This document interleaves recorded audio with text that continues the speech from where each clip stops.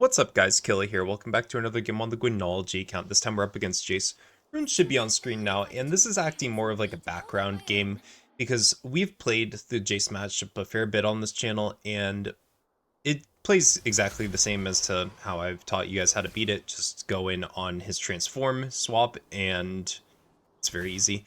But anyways, we have a lot to talk about, because this is the first full gameplay commentary on the new season.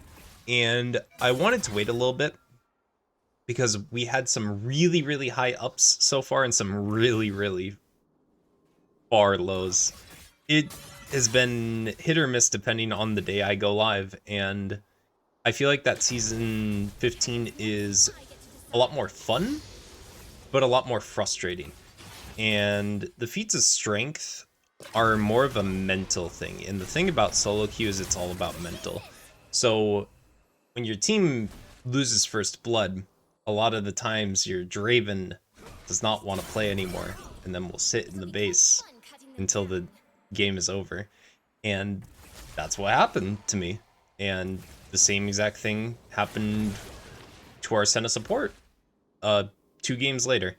So I've been just kind of letting these games marinate and just trying to hope that the community fixes itself on these feats of strengths, and luckily Riot is stepping in and fixing the first blood one to be the first 3 elims of a team.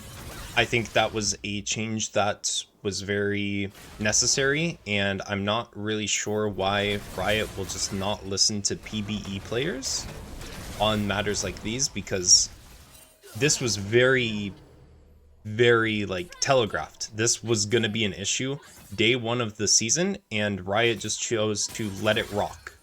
For months and months on end, we knew that feats of strength had the first blood in it, and they just chose to not change it until it was an issue on live servers, when it was already an issue on PBE. But anyways, enough about feats of strength. Thankfully they're getting fixed. I was wrong about one thing that I'm really shocked about when I was talking about the season with Zare the day before it went live, and that's being the tier 3 boots. They released the stats of tier 3 boots, and I guess they are just completely bait.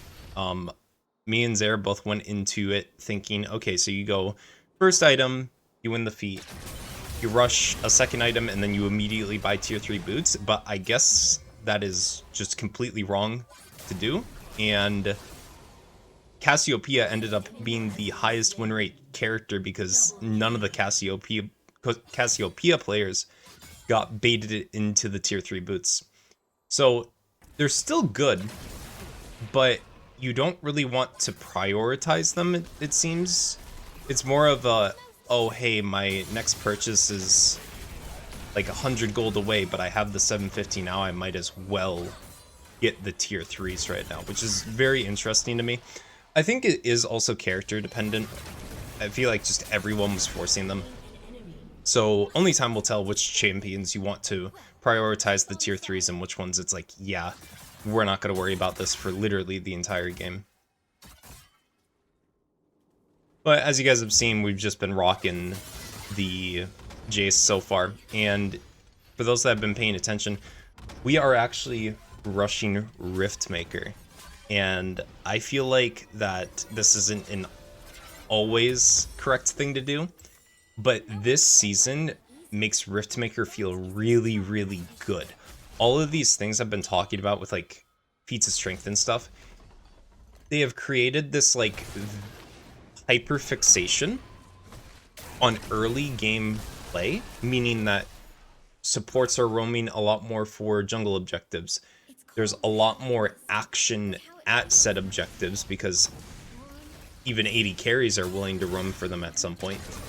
And Haunting guys, as well as Riftmaker, are just a very good one-off item for fighting. The bad side of Riftmaker is they just lead the fight. But the thing about it being a epic monster battle is that if the team leaves, you get the objective. So they are forced into fighting you, which is a massive buff to Riftmaker as an item. So even though it still has the same exact issues later in the game where you're just not going to be dealing as much damage as you normally will, it really, really benefits just the way people are playing this early season. Maybe a few months down the line, this won't be the case, but for sure the next patch or two, this is a very fun way to play Gwen, and it feels like old Mythics. If you guys remember those, like old Riftmaker, I felt was really nice and fun. But ever since they removed Mythics, Riftmaker's just gotten worse and worse and worse. And this is the first season where I feel like it's viable to play on Gwen. But if you guys do not enjoy the playstyle, you are not forced into it whatsoever. Just keep going Nashers into Shadowflame. I feel like that's still the standard core that you want to run every game. But if your team or just the game state requires you to play for these early objectives, rush the Riftmaker. It's super fun. But talking more about the runes we're running, I've been running Jack of all Trades and the Triple Tonic rune, literally just every game. It's super, super reliable. And if you aren't really comfortable in the lane, like let's say you don't enjoy the Jace matchup as much, or it's like a Teemo or a Quinn that's just going to be a lane bully and really obnoxious early, go Biscuits, get 30 extra max health per a consumption of it, and then just get a influx of max health when you're low.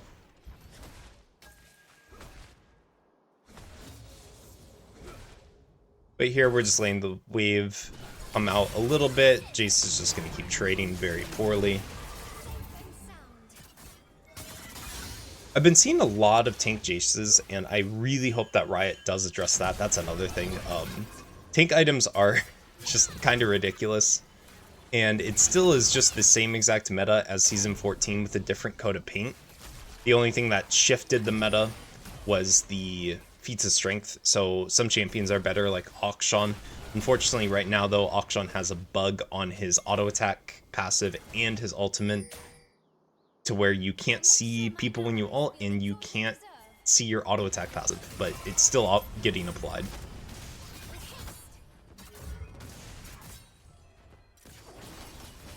I was talking about earlier how Draven kind of just didn't want to play the game anymore because we lost Feat of Strength.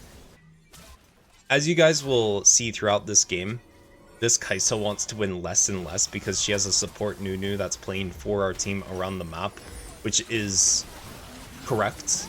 Like, we are winning everywhere. Nunu's just going to come cover the plays that are a little risky and let Kai'Sa farm for free, but you guys will just see more and more that the Kai'Sa just gets madder and madder and then just wants to surrender. And that will happen a lot of the time. I don't know why, but it's literally just bot laners. If it's not your AD carry, it's your support. If it's not your support, it's your AD carry. I've not really seen any like mid laners that get upset. Top laners either. Junglers, yes, but when junglers get upset, it's more so it's because of a losing lane, and the opposing laner is literally killing them on like Gromp or Krugs, something like that. So like, it feels like you're kind of constricted, or at least I am. I feel constricted in some of my rank games because of the mental of my AD carry players. And it's disgusting because I don't like blaming it on team mental, but that's all this season is so far. I had a game where we lost Feat of Strength by literally 5 seconds. Like, enemy team smited Dragon before we got tier 1 tower, and we lost Feat. Nobody was upset, and we ended up coming back. And then, as like a flip story, there was a game we were stomping early, we got Feats of Strength in like, I don't know, 9-10 minutes. And then 2 of my teammates got mad after 1 lost fight, even though we were thousands of gold up, and then we lose. So if you guys do want to truly climb this season, this is the best season to be. Just slash deafen. I'm gonna start slash deafening in all my streams and YouTube videos probably. Maybe every now and again you guys will see the chat, but I'm done worrying about my teammates like mental, because it's just the stupidest stuff ever. I'm talking a bit slower because I'm censoring myself, you know. We got to make sure we get that ad revenue, right? But ooh, like the mental state of season 15 is a lot worse, even though the game plays almost exactly the same.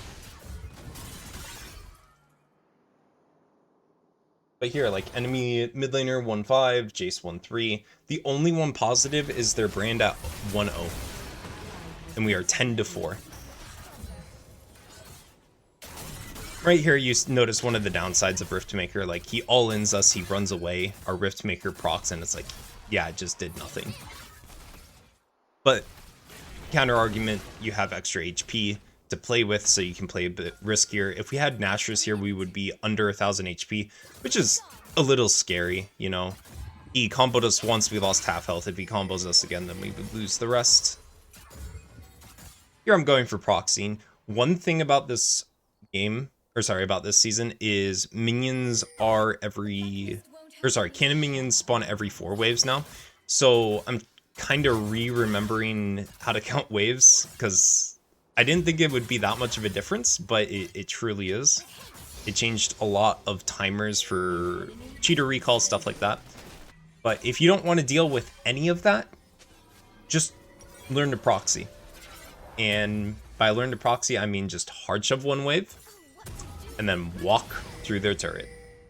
It is really consistent, and it is so risky for the enemy top laner to go for you that 9 out of 10 times you benefit from it. If the enemy jungle comes and you escape, then your entire team is just profiting on all stages of the game, or all stages of the map.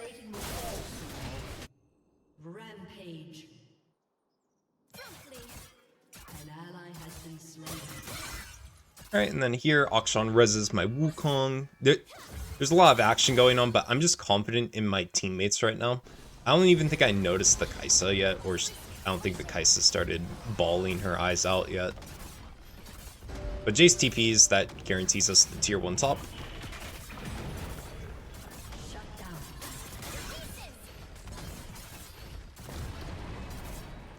One thing to note about this season as well is they took away the first tower gold. They took away the first blood gold, and I think that was it. But just keep that in mind when you are calculating like your item purchases when you're about to take a reset after taking a tower. Just remember, you're not going to get that influx of gold anymore for first tower blood. And then this Oton thing, it's really OP, and I was also wrong about this. I thought that the GA one was gonna break the game. The regular one is so much better. Like, the fact, like, even the buff, I don't care that much about it, even though it drastically increases your Void Grub damage on towers. The reason I love it so much is it spawns like 50 petals on the ground, and petals are the most OP thing they've ever added since like Bommy's meta in season 5 or Juggernaut meta in also season 5. Like, it's so crazy. I say season 5, that's like prehistoric times for a lot of you, but I still remember how insane characters like Darius were. And this just reminds me like this, because you just get so much adaptive force and so much XP on the opponent that it creates a game state that the opponents cannot win. If you guys can hard play for one objective on the map, have it be the Oton, but the epic monster buff version, not the GA one. And the way you get the GA one is you don't fight, but it's solo queue. Everyone's gonna throw hands. I believe it's like under 20 kills at 14 minutes. You don't know what one's spawning until it does appear, but at 14 minutes it locks in which one it's gonna do. It's really weird, and even the League wiki is wrong.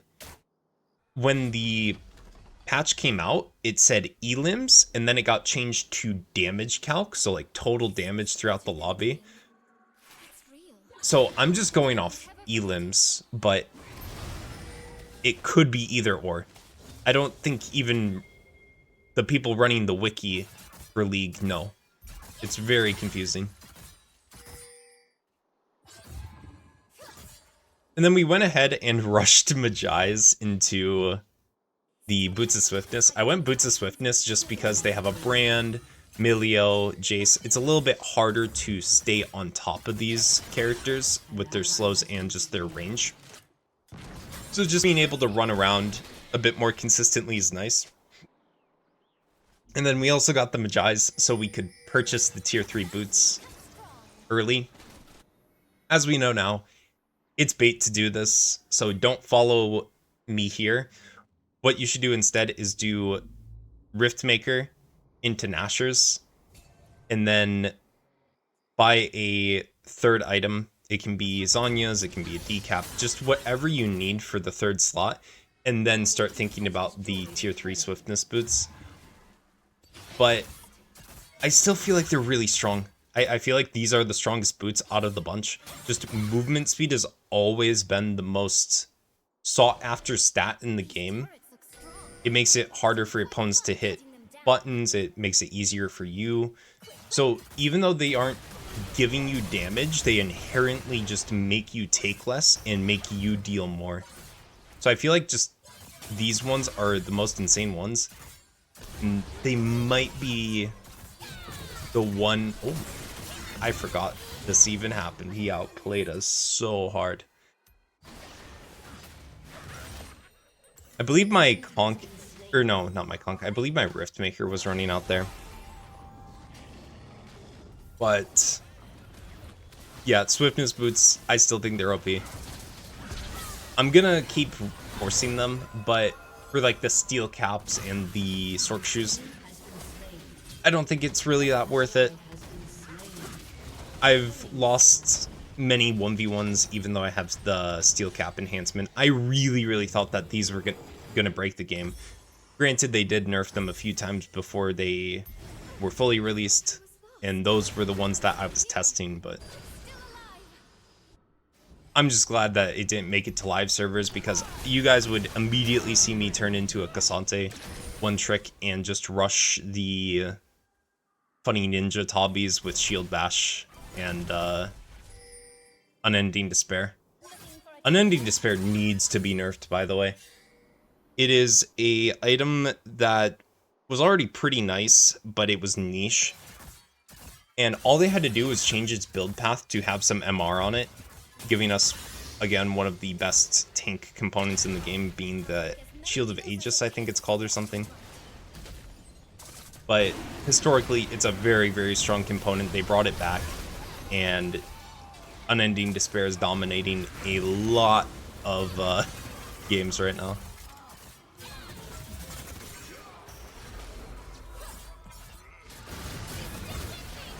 Again, we're dominating this game.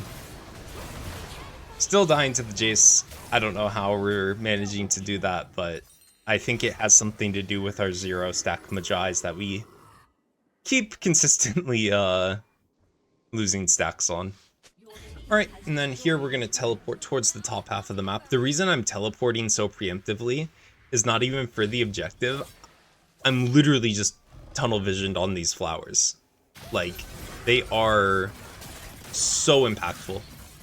I wish I would hover them right now, because it would show like 800 or 900 XP given to my entire team on top of Adaptive Force, and then we're going to get another like 50 petals here, so long as the enemy team doesn't notice. Unfortunately, they do.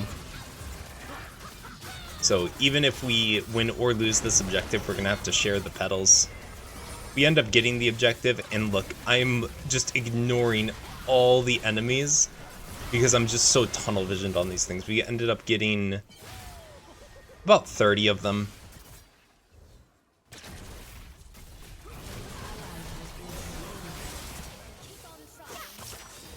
Ollie is going to just absolutely wreck us that entire time there. I really hope I hover. Like, please. Kill it from the past. Just hover your petals. Your turret has been destroyed. Yeah, like, here Kaisa was trying to lose. Akshan's like, is Kaisa trying to let us lose? And I was like, yep, because she can't perform on AD carry when we were all winning except her. Like, she was the only one slightly behind, and even then Nunu was just like making it so everyone else was super strong, so it gives Kaisa the time to scale properly. At this point, I was kind of mad too. Just started my lost streak on stream. I got off and then I went and farmed for this game here. So I was just not in the mood to have AD carry players make me angry.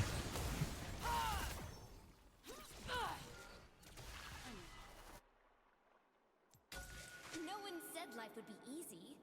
That is its charm, to be sure. But yeah, unfortunately I don't hover the petals here.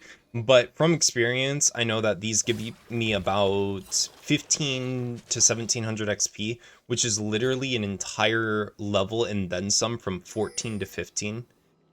And just that with everyone on your team, as well as it giving you adaptive force, it's just super, super strong.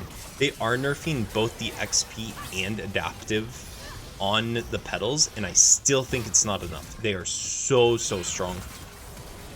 And they've even hotfix nerfed them, but again, it's like XP is so, so massive as well, because there's champions like Kassadin, Smolder, Rise, Gwen. All these champions want to get to late game, and this XP lets them get an advantage that doesn't require economy, and it lets them buy more time with extra skill points, extra resistances, HP in their kit, without having to risk dying in side lane while last hitting.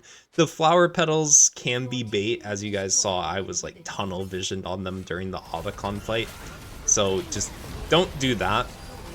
But if you just want to run around, place a few vision wards around you, just make sure you're safe, go pick them up. They will prioritize the Oton spawn point. So if it's on the top half of the map, you're going to see a lot more petals on that side before it spawns.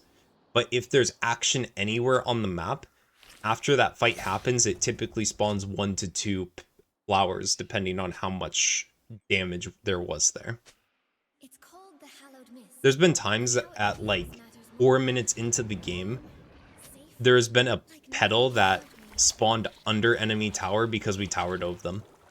Like, I was playing Pantheon into Vladimir. Me and my jungle towered over him right before I, like, heavily poked him down. He ran back into lane, and there was a flower that just was immediately there as I was crouching the wave, and he just got a small little XP advantage. It's not a lot, because it was at the start of the game, so just 25. But that was literally for the whole team, and that is a little silly that it can happen so early in the game.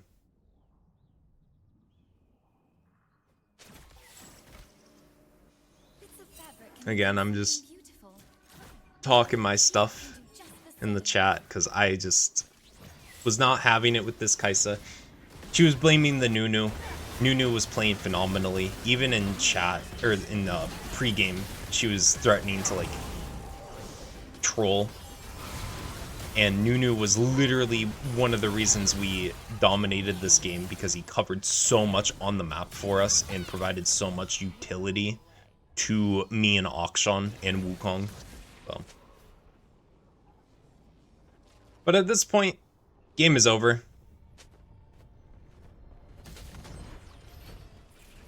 But yeah, Akshan's just calling her low elo.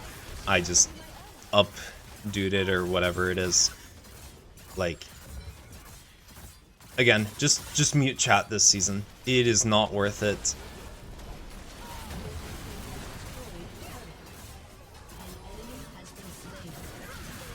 But with that, first game on the Gwenology account of Season 15.